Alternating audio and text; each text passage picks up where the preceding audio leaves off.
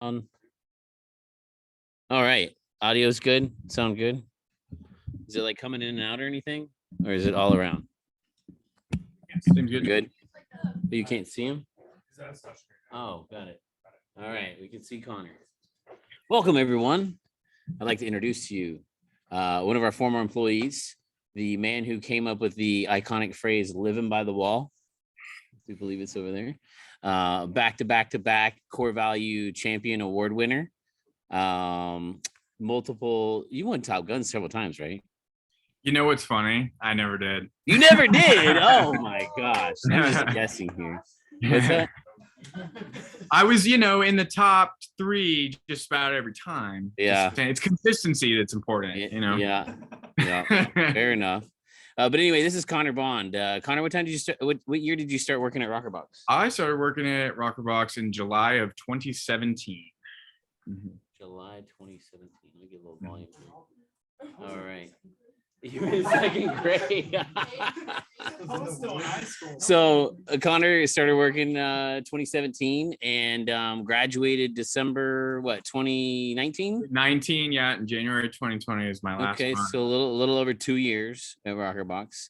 Mm-hmm. And Connor's like I said, I mean, he's one of the most distinguished employees at Rokrbox.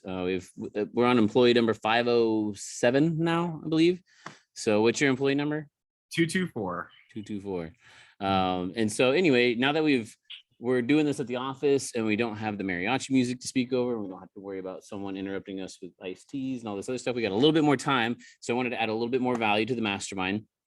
So I asked Connor if he would be nice enough to take some time out of his busy life and busy schedule to just come and do a quick interview for us and shed a little bit light on his experience at Rokrbox and kind of what that meant for him whenever he stepped out into the professional world when it came to interviews and job offers and promotions. So don't want to ramble too much. I want to give him the stage. So Connor, why don't you kind of start everybody off here by telling them a little bit about yourself. How'd you wind up here at A&M and then how'd you find yourself working at Rokrbox? Yeah, absolutely. So, I'm from Texas, grew up in Austin, ended up coming here to A&M, just big family tradition and everything. So, just came here right out of high school. So I, did my freshman year, didn't really work that much, just was kind of focused on academics. But then come my sophomore junior year, it turned out, I needed, my parents basically were like, you got to figure things out. You're an adult now. So I had to start finding money to pay for rent, and also, going to Northgate's really expensive.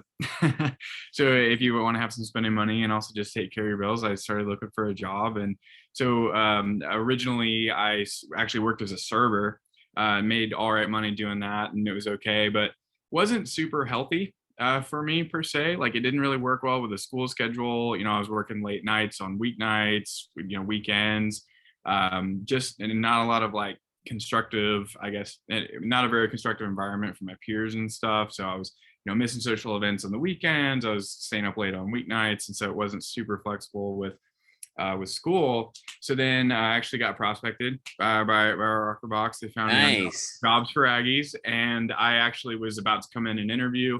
Turns out one of my roommates at the time, their now wife actually worked for Rokrbox and said, hey, that's a great place. You really should go in there and give it your all. And so I did. And best decision I made, actually. Nice.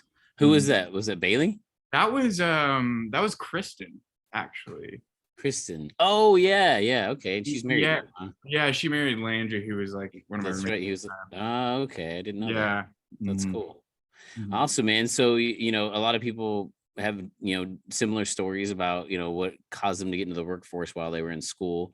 I myself had to like pay myself through school. So I had no option. I had part-time jobs all through school.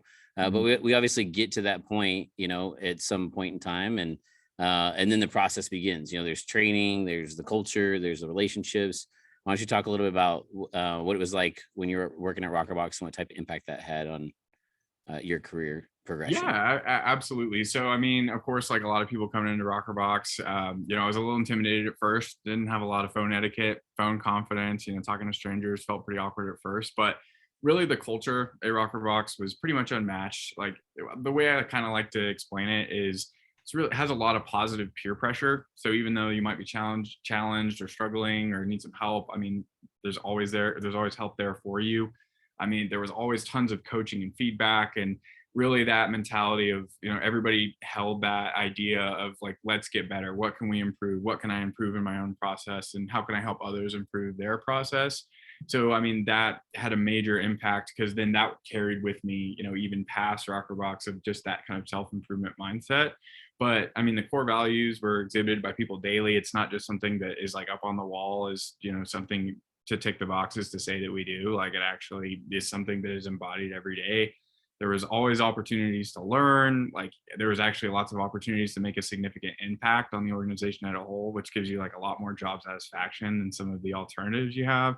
And I mean, really, like, the easiest way to encompass it is like, have fun while being the best. I mean, that's what I remember about Rokrbox, and that's kind of what I kept with me afterwards. But I mean, I made a lot of great friendships, a lot of different types of relationships through Rokrbox that still last, obviously, to this day. So Awesome, man. We appreciate you sharing that. So you graduated December 2019, and then you decided to move to Salt Lake City, Utah. Yeah. Talk to me a little bit about what were your first steps into the professional world, and then where are you at now? Yeah, so actually, what the transition to Salt Lake was a little bit surprising. I mean, I was actually up there just visiting, or up here visiting family for the winter time, and I had an extended family member who was a real estate broker, heard about what I had done at Rokrbox, and immediately wanted to interview me because he needed an ISA for his team.